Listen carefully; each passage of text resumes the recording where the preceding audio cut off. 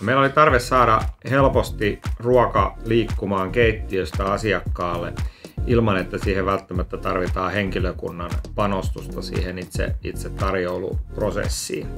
Meillä on käytössä tämmöinen itsepalvelutilausjärjestelmä, jossa kännykällä pystyy suoraan pöydästä tilaamaan ruoan, jolloin sitten me pystyttiin tästä sitten poistamaan myöskin tämä tarjoiluosuus tämän robotin ansiosta.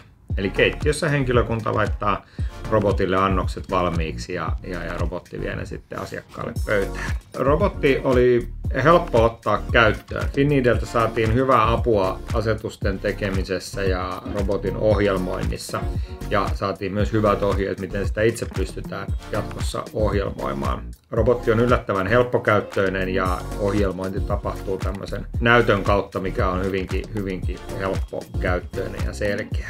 Meillä oli henkilökunta alkuun ehkä hieman varautunut siitä, että mitä tämmöinen uusi robotti mahtaa tuoda tullessaan, mutta robotin nähtyään ja sen vietyä ensimmäiset annokset, niin kyllä henkilökunnan sydän on heltynyt myös tälle kivalle pikkuapulaiselle ja hänen tulonsa tänne valoon on otettu kyllä hyvin vastaan myöskin henkilökunnan keskuudessa. Ja robottia käytetäänkin ei pelkästään näihin asiakkaiden tilaamien annoksien viemiseen, vaan myös muuhun tämmöiseen niin sanottuun roudaamiseen, mitä sitten pystytään robotin avulla helpottamaan.